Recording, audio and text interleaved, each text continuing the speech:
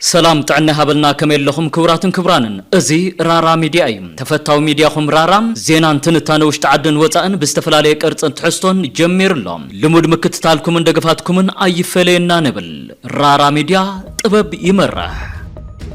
كبراتن كبرانن 4 مغابيت 2018 رفاد اب كتما مقله كبابي هوتيل ليبانوس تاسير استوسرم شويت وداسم قند تخرت زينا زسعتيوم زخونه سب ناي زي مطرطار مسله يولون زخونه زيغا اب قدم حقي مع رأي زبل بحرغص بزي تزاز منغستي اكال سب كاب معلو ناب بيت ماسرت موساد بدعن قفعن يزبل بخالغص تغارو لهيقان ككاتعلو علملو اب زوريا زي زواددنا يو كابريتو لهيقان تግራይ ዝብገስ ትሕስቶ ይقጽል بعطقات استأثر بتصاي شويت قبر እግዚአብሔር በህጹጽ ይፈታህ ይብል ካብሳዎት ዝተወሃበ መግለጺም አባል ወደብና ሳልሳይ ወያነ ትግራይ በتصاይ ሸዊት قبر እግዚአብሔር ኣብ ከተማ መቀለ ኣብ ስሩዕ ስርሑና ሃለው بعطقات ተኣሲርሎም ዞም ዕጡቃት ናይ ቤት ፍርዲ ትእዛዝ ከይሓዙ ድንገት ካብ ዝነበረሉ ቦታ የሞሲደምዎም ብምባል ዝተኣሰረሉ መንገዲ ዝገለጸት ውድብ እዚ ኣብ ልዕሊ በتصاይናን አባልናን ዝተፈጸመ ግፍዓዊ ተግባር አካል ሰላማዊ ፖለቲካዊ ቃልስን ሰላማውያን ተቃለስትን ናይ ምጥፋእ እኩይ ተግባር አባላትን አመራርሐን ውድብና በመእሳር በመፈረራህን ራዕዲ በመፍጣርን ከበዓውዲ ፖለቲካው ቃልሲ ከወጽናይ ምድፋ አዝዩ ድሑርን ጨካንን ተግባር ይክብል ኮኒኑ ውድብና ኩነታት በጻይና በቀረባ ዝከታተሎ ዘሎ ኮይኑ በህጹጽ ክፈታህ ብጽኑዕ የተሐሳስብ ድማ ይብል ነበር ፕሬዝዳንት ትግራይ ጌታቸው ረዳም ዋላ ጸላዕላዕና በለኩም ንሸዊት ውዳሴን ተኺልኩም ሐሳባቱ ሰሚዕኩም ሞግትዎም حساب امصيخا مغوت سلازي تخلول ግን ዝኾነ ምኽንያት ፈጢርኩም ፍትሕዎ ኣብ ዝብል ወቃሳይ ርእይቱ ምስ ቀባሪኻ ባእሰ የድልን ክብል መዒዱም ካሳሄል ማርያም ኣብ ደገ ካብ ዘለው ነጠፍቲ ሓደ እንትኸውን ነቲ ማእሰርቲ ዘይግብኦ ምዃኑ ኣብ ዝገልጽ ጽሑፉም ዓቕሚ ትግራይ ምዕቃብ ማለት እኮ ከም ንሸዊት ውዳሴ ዓይነት ንመዋጽኦ ትግራይ ሓሳብ ከቕርቡ ዝኽእሉ ኣብ ብሔራዊ መንነት ክብርን ረብሓን ኣብ መጻኢ ዕድል ትግራይ ዘይዋገዩ ተስፋ እትገብረሎም ወለዶም ዕቃብ ማለት እዩ ብምባል ብማእሳርን በመድፋእን ብዛዕባ ዝባኽን ዘሎ ዝበሉ ዓቕሚ ኣብሪሁም እዚ ህዝቢ ዓበይቲ አጀንዳታት ሕውየትን ሃልዋትን አለው ወዝበለ ካሳም ንዳዲ ጥረ ገንዘብ በጀት ኩሉ ክስእን ተገይሩ መረበቱ ተመንጢሉ ተበቲኑ ደቁውን ኣብ ዓዶም ተስፋ ሲኢኖም ፈቆዱ ፋሕ ጭንግራ ሂሎም እናተሰደዱ ኣብ መንጎ መንባርን ዘይመንባርን ተቀርቂሩ ብጸላእ ተኸቢቡን ናጸነተን ዘሎ ህዝቢ ምስ ብልጽግና እናተባረኻ መዓልታዊ አጀንዳ መሃብ ንምንታይ ድለ ዓገብዩ ብምባል ንዝኾነ ዓይነት ተሐሳስባ እትስከም ትግራይ ዘለዋ አገዳስነት ኣብሪሁም አቦምበር ውድብና ጽነት ደጀን መዝገበም ንናይ ሸዊት ውዳሴ ማእሰርቲ አቅሊልና ይንሪዮን ምስበለም እቶም ንሸዊት ዘአሰሩ አካል በዝውን አይብቁዕን ክቆጽሉ እዮም ብምባል ዕምቆት ትጸገም አረዲኡም እቲ ጉዳይ ማእሰርቲ ምስካል አካል ምትእሳር ከም ዘለዎ ኣብ ዝብርህ ቃል ዶክተር ደጀን ብስርውን እዚ ጉዳይ ብድሕሪት ዘሎ ሓለቆኦም ካብ ልምዲ ዘካፈሎምን ዘኣዘዞምን ጉዳዩ ካልኦቱን ከአስሩ እዮም ካልእ ነገር ንሕሰብ ብምባል ሓደገኛነት ተወፍረ ረዲዩ ናይቲ ጉዳይ ካልእ መልክዕ ንምርኣይ ድማ ባሻ ደስታም ዝኾነ ይኹን ሰብ ብጎስጓስ ዕስለ ክእሰርን ክፍታሕና ይግባን እዚ ከም ዘሎ ኮይኑ ዝኾነ ይኹን ሰብ ብሕጊ ናይ ዘይምጥርጣር መሰለ ይብሉን ምስበለም ዝማለት ዝኾነ ሰብ ኣብ ዝኾነ እዋን ብዝኾነ ገበን ክጥርጠር ይኽእል እዩ እዚ እንትኸውን ሰብኣውን ሕገ መንግስታውን መሰላቱ ከኽብሩ ለለዎም ኢሉም እንትቕጽል ተራ ዜጋታት ይኹኑ ሰብ መዚ ብዝኾነ ጉዳይ ተጠርጢሮም ኣብ ቀይድን ትውዕሉ ቁዋሞም ልሙድ እዩ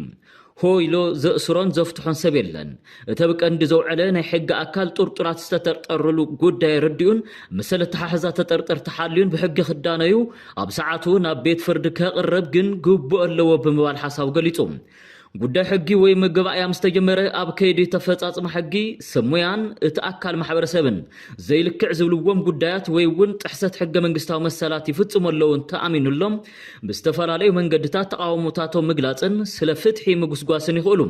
ልክዕነት እውን ኣለዎም ምኽንያቱ ሕጊ ከበር ዝብል ትርጉም ዘለዎ ጻውዒት ተገይሩ ዝቁጽር እዩ ዝበለ ባሻ ደስታም ካብ ዝወጻኢ ኣብ ከይዲ ምጥርጣር ጎስጓስ ምክያድ ግን ካልእ ስም የብሉን ዕስለነት እዩ ኣነ ስለ ዝኾነ ይኹን ሰብ ንጽህና ክምሕል ብርግጸኝነት ክምስክርን ክሓልፍን ኣይክእልን ብስርውን ድሕር ኩሉ ሰብ ናይ ዘይምጥርጣር መሰል ሃልይዎ ሕጊ ይመድልየን ምኽንያቱ ኩሉ ሰብ ብተፈጥሮ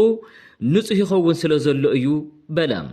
ባሻ ደስታ ኣብቲ ንጥዑይ ሕጊ ዘለዎ ዓዲ ብትኽክል ዝገልጽ ጽሑፉ ማዕርነት ኣብ ቅድሚ ሕጊ እንታይ ማለት ምዃኑን ተረድም ከምቲ ጆርጅ ዌል all animals are equal but some animals are more equal than others ዝበሎም ኩሉ ሰብ ናይ ዘይምጥርጣር መሰል ኣለዎም ሓደ ሰባት ግን ካብ ካልኦት ዝበለጸ ናይ ዘይምጥርጣር መሰል ኣለዎም ኢልና እንፈልዮም ሰባት እንተዚሃልዮም ማለት እዩ ይብል ስለዚ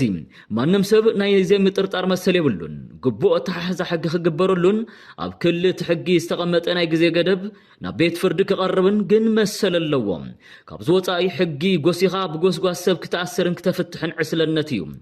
ሕልፍ እንትብል ድማ ክስልጥንን ክልወጥን ናይ ዘይደሊ ማሕበረሰብ ስነ ልቦና እዩ ካብ ዓንድታት ዲሞክራሲ ሓደ ልዕልና ሕጊ እዩ እዚ ማለት ኩሉ ሰብ ብማዕረ ትሕት ሕጊ እዩ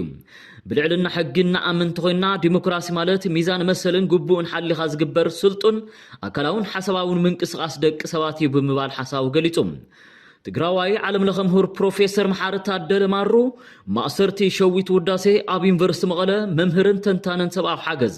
ኣብ ምትእኻብ ዝፍለጥ ምሁርን ሪፖርት ተገይርሎም ምስ በለም ሰበስልጣን ትግራይ ንሸዊት ውዳሴ ብቁልጡፍ ክፈትሕዎ ወይ ድማ ኣብ ልዕሊኡ ዝቐረበ ክሲ ብግልፂ ንህዝቢ ክገልጹን ግቡእ መስርሕ ሕጊ ክኽበርን ክውሰንን እፅውዕ ክብል እዩ ቃል ሂቡ ዘሎ ንጣፍ ማሕበራዊ ሚድያ ቴድሮስ ጂ በላይ መቐለ ዩኒቨርሲቲ ዘይሕጋዊ ማእሰርቲ ሰራሕተኛኡ ጸጥ ኢሉ ክሓልፎ ይግባእን ኢሉ ዩኒቨርሲቲ መቐለ ብምውቃስ ኣብዚ ጅምር ርእይትኡ ከም ናይ ፍልጠት ማእኸል መጠን ሓሳብ ናይ ምግላጽ መሰል ንማሕበራዊ ለውጢ ሓጋዝ ምዃኑን ኣብ ልዕሊ ምሕሳብን ሓሳብካ ምግላጽን ዝግበር ጥቕዓት ጸረቲ ከም ትካል ጠጠው ዝበለሉ ዓንዲ ዝኾነ ማሕበረሰባዊ ለውጢ ከም ዝኾነ ክገልጽ ይግባእ ብምባል ንስቕታት ዩኒቨርሲቲ ነቒፎም ነቶም ዘይሕጋዊ መንገዲ ሰራሕተኛኡ ዝኣስርዎ ኣካላት ክሓቶም ኣለዎ እውን ኢሉ ናብ ኤምባሲታት ሰብኣዊ መሰል ተጣበቕቲ ትካላት ናይ ጋዜጠኛታት መሰል ተጣበቕቲ ትካላትን ካልኦቱን ስንፍስሃ ማንጁስን ወዲ ወረደን ዳጠቐስካ ደብዳቤታት መጽሓፍ የድሊ ክብል ዝገለጸት ነጣፍ ማሕበራዊ ሚድያ ብፍላይ ንኣውሮፓ ሕብረት መንእሰይ ትግራይ ሓሪሱ ነጊዱ ኸይነብር ሰላሙ ኸሊኦም ብፍቐዶ ሊብያ ገይሩ ናብ ኣውሮፓ ንኽስደድ ጠንቂ ይኾኑ ከም ዘለውን ኣብ ናይ ወፃኢ ባንክታት ዘቐመጡ ሃብትን ንብረትን ማዕቐብ ንኽግበረሎም ምርዳእ የድሊ ብምባል እቲ ኣጀንዳ ልዕሊ ማእሰርቲ ሸዊት ክኸውን ከም ዝግባእ ሓቢሮም ስምሰባት እናተዘርዘረ በሚድያ እውን ከይተረፈ ተደጊፉ ንኽእለ እሰርዎ ንእከለ ድፍእዎ እናተባሃለ ዝቐነየ እንትኸውን ብፍላይ ጽምዶ ዘስጉሙ ናይ ሻዕብያ ክንፍታት ሚድያ ሽምሰዊትን መሰላቱን እናልዕሉ እንታይ ማደንጊኹም እናበሉ ምቕናዮም ይፍለጥ ኣብ ናይ ሎሚ ማእሰርቲ ሸዊት ድማ ሕዚ ግርም ገበርኩም ዝበሉ ጽሑፋት ክውዝዑ ውዒሎም ኣለዎም ነዚኦም ኣመልኪቶም ካብ ዝተውሃቡ ርእይቶታት ሓደ ብዘመን ገብረ መድህን ዝቐረበ መዛዘም እዚ ኣጀንዳ ክኾን መሪጽናልኩም ኣፍቲ ነጠፍቲ ሚድያታት ሻዕብያ ኣፍኩም ዝብል ርእሲ ዝተውሃቦ ማሕበራዊ ነቐፌታ ስርዓት ኣብይ ኣሕመድ ንኣኻትኩም እናዓናን ሎሚ ናይ ሓባር ሓደጋና እዩ ማለት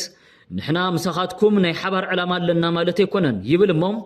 ንስኻትኩም እውን ህላው ትግራይን ተጋሩን ትሕልቑ ኢኹም ማለት ኣይኮነን ብምባል ወቒሱ ትግራዋይ ንስርዓት ኣብይ ኣሕመድ ዝቃለሶም ሎሚ ምእንተናትኩም ውቃቤ ለይኮነን ቀደም ስርዓት ኣብይ ኮይንኩም ክትጭፍጭፉና ከለኹም ምስ ክልቲኹም ኢና ንቃለስ ነርና ዝበለ ዘመን ሎሚ ንስኻትኩም ናይ ትግራይ ገበርቲ ሓደግቲ ክትኮኑ ይትኽእሉን ብናታትኩም ፍቓድን ትእዛዝን ዝእሰርን ዝፍታሕ ትግራዋይ የለን ትማሊ ካብ ናትኩም ወራር ንትግራይ ዓዱ ነፃ ኸውፅእ ኢሉ ክንደይ መስዋዕቲ ዝኸፈለ ትግራዋይ ሎሚ ብኣኻትኩም ክጽለምን ክጽረፈን ኣይኽእልን ክብል ነቒፎም ሓደ ክትፈልጥዎ ዘለኩም ጉዳይ ይብል ዘመን መንእሰይ ትግራይ ካብ ናትኩም ጨፍጫፍ ብሳላ ቃልሱ ብህይወት ዝተረፈ እዩ ትግራዋይ ምስ ህወሓት ዝባእስ እውን ህወሓት ብሻዕብያ ንኽጭፍጨፍ ኣጋሊጻትና ንወራር ኣሳጢሓትና ኢሉ እዩ ትግራዋይ ካብኻትኩም ብዝበለጸም ኣብ ዓዲ ኮይኑ ብሰላማዊ መንገዲ ምቅላስ ይፈልጥ እዩ